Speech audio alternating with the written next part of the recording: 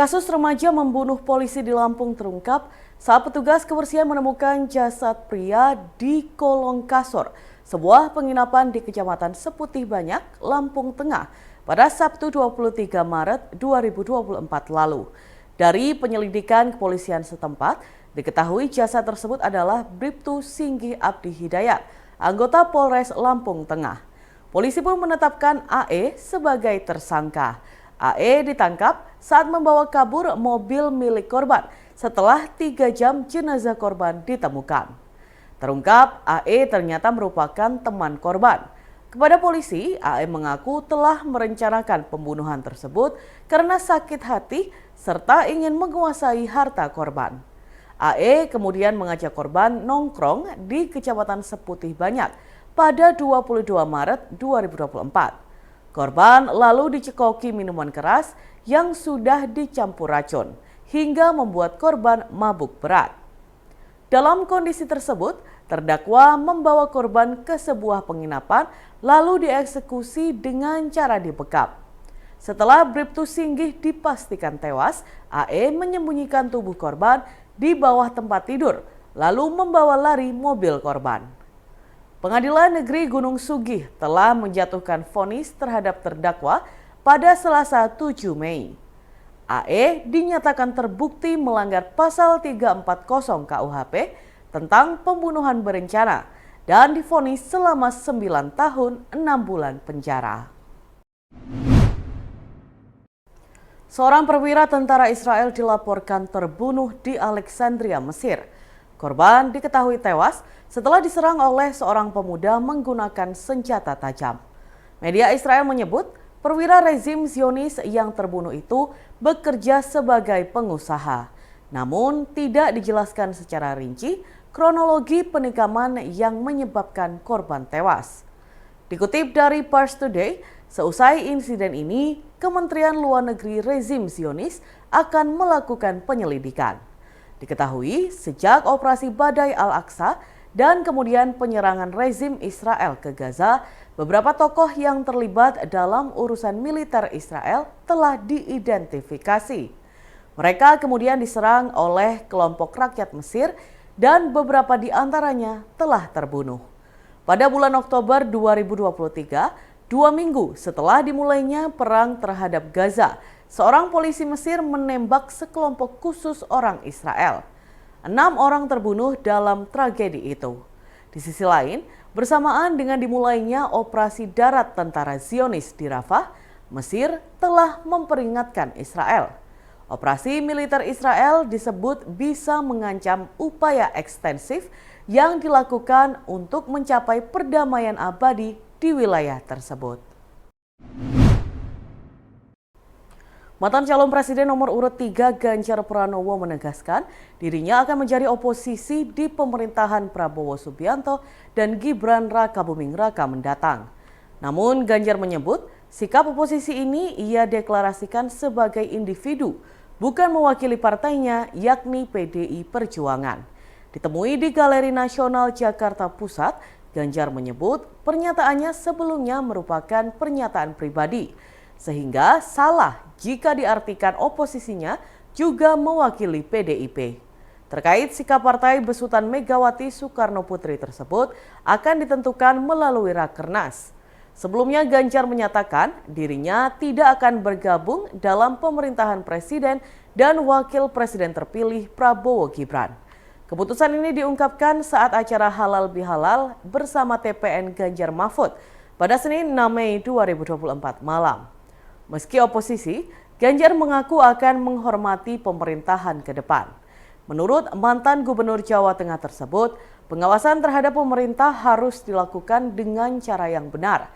Ia menyebut bahwa cara berpolitik Indonesia harus mulai naik kelas. Anggota DPR fraksi PDIP, Hendrawan Supratikno, sebelumnya menyebut sikap Ganjar Pranowo sebagai oposisi pemerintahan mendatang bukanlah sikap resmi partai. Ia pun menilai hal itu merupakan sikap pribadi Ganjar. Hingga saat ini belum diketahui sikap resmi dari PDIP meskipun Ganjar telah memberikan keterangannya. Seperti di Indonesia, di mana pusat-pusat keramaian selalu banyak pedagang yang berjualan, begitu juga halnya dengan sekitaran Masjidil Haram. Sejumlah pedagang kaki lima atau PKL terlihat berjejer di sepanjang jalan. Pedagang tampak ramai di depan-depan pertokoan, hotel, dan di sepanjang jalan keluar dan masuk Masjidil Haram. Jemaah yang telah beribadah di sana pun sebagian tampak mampir untuk sekedar membeli kebutuhan beribadah selama di Tanah Suci ataupun untuk oleh-oleh keluarga di rumah. Di sana memang banyak yang berjualan sajadah, tasbih, jam tangan, surban, baju, jilbab, hingga berbagai kebutuhan ibadah lainnya. Dan Tribunnews untuk mengetahui lebih lanjut tentang suasana di Masjidil Haram, berikut kita simak bersama laporan dari reporter Tribun Jatim Network di Tanah Suci, Muhammad Taufik. Kami laporkan seperti ini kondisi Masjidil Haram tanggal 9 Mei 2024 atau beberapa hari menjelang musim haji tahun 1445 Hijriah 2024 Masehi.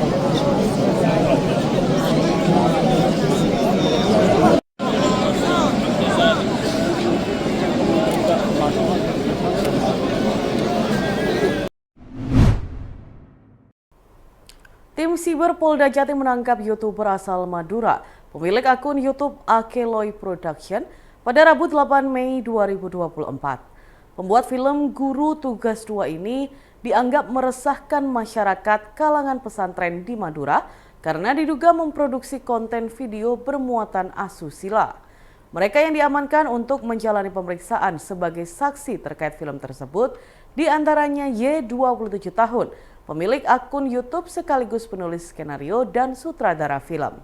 Kemudian A, 22 tahun selaku pemeran Ustadz, dan S, 24 tahun selaku kameramen serta pemain dalam film pendek tersebut. Status hukum mereka masih berupa saksi yang sedang menjalani pemeriksaan penyidik. Diduga perbuatan mereka melanggar pasal 27 ayat 1 dan 28 ayat 2 tentang UU ITE. Kabid Humas Polda Jatim, Kombes Pol Dirmanto mengatakan ketiga orang tersebut diduga membuat konten video film pendek yang di dalamnya terdapat adegan asusila. Jalan cerita dalam konten itu terdapat seorang tokoh ustadz asal Jember yang ditugaskan mengajarkan ilmu dakwah di sebuah pondok pesantren di Kabupaten Bangkalan. Namun di tengah tugas berdakwahnya, tokoh ustadz tersebut malah melakukan perilaku tidak senonoh kepada santriwatinya. Beberapa hari pasca penayangan, konten video itu menimbulkan keresahan di tengah masyarakat, terutama kalangan tokoh masyarakat, kiai, ulama, dai yang ada di wilayah Madura, seperti Perkumpulan Ulama NU Madura Raya, Dai Madura, lalu kiai dari Madura yang tergabung dalam Aliansi Ulama Madura atau AUMA. Disinggung mengenai potensi adanya penambahan pihak yang diamankan untuk menjalani pemeriksaan, Dirmanto tidak menampiknya. Penyidik masih memeriksa sejumlah pihak sebagai ahli untuk menelaah alat bukti yang diperoleh dalam kasus tersebut, termasuk memeriksa pihak yang dimungkinkan terlibat dalam memproduksi dan mendistribusikan konten video itu. Dalam Tribunnews berikut kita simak bersama wawancara dengan Kabid Humas Polda Jatim Kombes Pol Dirmanto. Ini kami bersama tim dari Subdit 5 Siber Direktorat Kriminal Khusus Polda Jawa Timur akan menyampaikan informasi terkait dengan adanya unggahan film pendek di YouTube yang diupload di sebuah akun bernama Arkelo Production berjudul Guru Tugas 1 dan Guru Tugas 2. Film pendek tersebut menceritakan terkait dengan adegan guru tugas di sebuah pondok pesantren di wilayah Bangkalan. Jadi secara singkat kami sampaikan, ada guru tugas dari Jember yang ditugaskan di wilayah Bangkalan. Pada saat melakukan tugas, yang bersangkutan melakukan pelecehan seksual atau pemerkosaan terhadap santrinya. Ini adegan yang ada di dalam video Guru Tugas 1 dan Guru Tugas 2. Terkait hal itu mendapat reaksi dari beberapa tokoh masyarakat di sana. Jadi mendapat kecaman dari berbagai tokoh masyarakat yang ada di wilayah Madura, baik itu dari NU Madura Raya, kemudian dari Dai Madura, kemudian dari kiai dan ulama Madura yang tergabung dalam AUMA. Sehingga pada hari ini Subdit 5 Siber melakukan langkah-langkah sebagai berikut. Yang pertama, menerbitkan laporan polisi. Ini laporan polisi model B dengan nomor 236/2024 SPKT Polda Jawa Timur. Kemudian yang kedua, juga melakukan pemeriksaan terhadap ketiga orang yang diduga sebagai pemilik akun maupun pelaku di dalam video tersebut. Kemudian yang ketiga, juga melakukan pengumpulan berbagai bukti terkait dengan peristiwa pidana yang mungkin terjadi di dalam video pendek tersebut. Kemudian yang keempat, kita juga akan melakukan pemeriksaan saksi-saksi ahli, baik itu pidana, kemudian agama maupun ITE.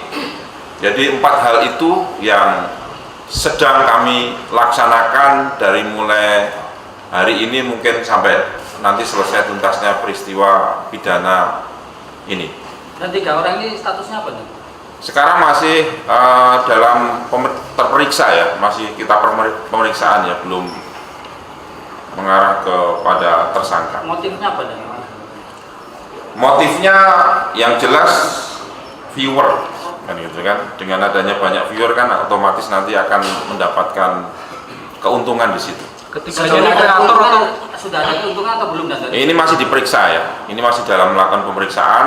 Nanti kalau sudah ada perkembangan lebih lanjut akan kami sampaikan. Selain tiga terperiksa ini, apakah akan ada orang-orang lain saksi yang akan diperiksa? Sementara ini masih 3 orang ini yang kita dalami dan kita periksa. Nanti kalau memang ada terduga atau tersangka lainnya akan kita informasikan. Dan ketiganya ini kreator semua atau pemeran? Dari informasi sementara yang kami terima, 3 orang ini, satu berinisial Y ini pemilik akun. Kemudian A dan S ini kemungkinan adalah pemeran. Ini masih diperiksa masih didalami.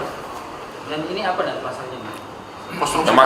Masih didalami pasal yang nanti akan yang disangkakan kepada yang bersangkutan masih didalami. Yang jelas ini ada unsur SARA dan undang-undang ITE, nanti kemungkinan akan kita terapkan di situ. Dan dia membuat konten asusila kemudian dijual, atau dia merekonstruksikan sinetron, semacam sinetron, kemudian ada muatan asusilanya, kemudian bikin marah masyarakat. Ini masih diperiksa Tapi intinya tadi itu yang saya sampaikan, dia membuat konten, yang di dalamnya itu ada unsur saranya, ya. Satres Narkoba Polres Mojokerto Kota menggagalkan peredaran 1 juta butir pil double L yang menyasar kalangan pelajar di wilayah Mojokerto Raya. Barang bukti jutaan pil double L dan 1,22 gram sabu-sabu yang berhasil disita tersebut bernilai kurang lebih 3 miliar rupiah. 3 tersangka yang merupakan pengedar termasuk bandar ditangkap, yakni GRS 24 tahun, warga Kecamatan Puri, AK 31 tahun, warga Kecamatan Gedek Mojokerto, dan MS 30 tahun, asal Kecamatan Ngusikan Jombang. Kapolres Mojokerto Kota AKBP Daniel S. Marunduri mengatakan ketiga tersangka dalam kasus penyalahgunaan dan peredaran narkotika ini ditangkap di sebuah rumah kawasan Kecamatan Gedek, Kabupaten Mojokerto pada Rabu 1 Mei 2024 sekitar pukul 14.15 siang waktu Indonesia Barat. 2 tersangka AK dan KRS merupakan residivis kasus narkotika yang baru keluar dari lembaga pemasyarakatan. Ia mengungkapkan dari hasil penyidikan, ketiga tersangka sudah beraksi mengedarkan narkoba dan pil double L selama 1 tahun di wilayah Mojokerto Raya. Mirisnya, peredaran pil koplo paling banyak menyasar kalangan pelajar SMP dan SMA ataupun SMK di Mojokerto. Para tersangka menjual 1 butir pil double L seharga Rp3.000 dalam kemasan berisi 10 hingga 50 butir. Pihak kepolisian kini masih terus mengembangkan kasus peredaran narkoba dan pil double L yang diduga kuat melibatkan jaringan antar kota. Apalagi dari pengakuan tersangka, mereka mendapat pasokan narkoba dan pil double L dari kota Surabaya, tepatnya daerah Krembangan. Polisi juga menyita 2 mobil, yaitu Daihatsu Luxio dan Daihatsu Pickup, yang digunakan tersangka untuk transaksi narkoba di Surabaya. Selain itu, barang bukti yang diamankan juga meliputi 1 unit sepeda motor Honda Beat, 4 handphone, dan 1 kartu ATM. Atas perbuatannya, tersangka akan dijerat pasal berlapis, yakni pasal 435 subsidiar pasal 436 Undang-Undang RI Nomor 17 Tahun 2023 tentang Kesehatan, dengan ancaman hukuman paling lama 12 tahun atau denda paling sedikit Rp500 juta, khusus untuk tersangka MS yang ditemukan barang bukti narkoba. Pasal yang dipersangkakan yakni pasal 114 ayat 1, subsidiar pasal 112 ayat 1, Undang-Undang RI Nomor 35 Tahun 2009 tentang narkotika, dengan ancaman hukuman minimal 4 tahun dan maksimal 20 tahun penjara. Dalam Tribunnews berikut kita simak bersama wawancara dengan Kapolres Mojokerto Kota AKBP Daniel S. Marunduri dan PJ Wali Kota Mojokerto Muhammad Ali Kuncoro. Dan juga rekan-rekan media wilayah Mojokerto. Pada sore hari ini kami Polres Mojokerto Kota akan melaksanakan press release kasus penyalahgunaan dan peredaran gelap narkotika jenis sabu dan peredaran obat keras yang berbahaya jenis tablet double L, di mana waktu kejadian adalah pada hari Rabu 1 Mei 2024 sekira pukul 14.15 dan juga di suatu tempat di wilayah Kecamatan Gedek. Dari tempat rumah tersebut kita mengamankan 3 orang tersangka dengan inisial GRS yang merupakan residivis kasus narkoba umur 24 tahun dan juga AK umur 30 tahun, dan juga yang ketiga adalah inisial MS yang merupakan residivis kasus narkoba yang baru keluar dari penjara umur 31 tahun. Dan barang bukti yang kita sita adalah 10 karton yang terdiri dari 1 juta butir obat keras dan obat berbahaya jenis double L, dan juga 1 klip sabu dengan berat 1,22 gram, dan juga ada 2 buah mobil yang digunakan untuk mengangkut barang bukti, 1 buah sepeda motor dan juga 4 buah handphone. Untuk kronologis kejadian, yaitu pada tanggal berdasarkan informasi dari masyarakat pada tanggal 1 Mei sekira pukul 14.15, anggota Sat Narkoba yang dipimpin oleh Kasat Narkoba Ibtu Suparlan dan tim operasionalnya melakukan penangkapan kepada inisial AK. Dari inisial AK dan akhirnya dikembangkan kepada 2 TSK lain, inisial GRS dan MS, sehingga didapatkan 3 orang tersangka dengan barang bukti yang kita amankan atau kita sita. Setelah dilaksanakan pemeriksaan, pelaku sudah melaksanakan usaha atau bisnis penjualan narkoba ini sebanyak atau mungkin selama kurang lebih 1 tahun, di mana untuk pelaku mendapatkan keuntungan 125.000 per 1.000 butir. Dan untuk motif-motif lainnya masih kami dalami dan juga masih dikembangkan oleh tim Sat Narkoba Polres Mojokerto Kota. Kita sita ini adalah karena 1 juta dan perkiraan dari Sat Narkoba bahwa 1 butir ini berseharga Rp3.000 sehingga nilai ekonomis adalah 3 miliar rupiah. Dan juga untuk Sat Narkoba kita sudah dengan estimasi 1 juta kita mengamankan 1 juta jiwa yang akhirnya bisa kita jauhkan dari tindak pidana narkotika atau obat-obat keras. Pasal 435, Pasal 436 Undang-Undang Nomor 17 Tahun 2023 tentang kesehatan dan ancaman hukuman paling lama 12 tahun, dan juga Undang-Undang Narkotika Pasal 114 Nomor 35 Tahun 2009 tentang narkotika dengan ancaman hukuman paling lama 20 tahun. Narkoba memang extraordinary crime. Jadi ini kejahatan yang luar biasa dan ini pasti jejaringnya sangat masif. Sudah dirilis dari 2 pelaku residivis. Mantan juga yang mengedarkan narkoba tapi jenisnya adalah sabu. Ya, dan sekarang double L. Ini menunjukkan sebuah sinyal bahaya bahwa Kota Mojokerto dianggap sebagai market yang menguntungkan. Bayangkan 1 juta jumlah penduduk Mojokerto, Kap Kota Mojokerto Raya hanya 1.270 sekian ribu. Ini yang beredar 1 juta, berarti kalkulasi termasuk bayi pun kita hitung itu hampir 1 hari dapat 1 pil. Sekali lagi ini sesuatu yang memprihatinkan dan saya mohon kepada seluruh masyarakat apabila ada sesuatu yang kurang wajar, tidak pas terkait peredaran narkoba, mari kita sama-sama untuk mengatasi dan memberantasnya. Dan dalam kesempatan yang baik ini tentu saya mengapresiasi bisa kita batasi peredarannya. Karena terus terang korban dari narkoba ini tadi disampaikan kesaksiannya, pangsa pasarnya, segmentasinya adalah pelajar. Dan kita tahu bahwa 2045 Pak Presiden menyampaikan bahwa generasi muda nanti yang akan menjadi backbone-nya negeri ini. Maka harus semuanya merasa aware dan menjaga supaya jangan sampai generasi muda kita, anak-anak yang ada di Mojokerto Raya terkontaminasi dengan narkoba. Sekali lagi ini tugas kita bersama, tentu yang menjadi tusi pokok adalah dari Polres Mojokerto Kota, tapi ini menjadi tugas kita bersama, khususnya masyarakat pada umumnya, karena garda terdepan itu sebenarnya ada di keluarga.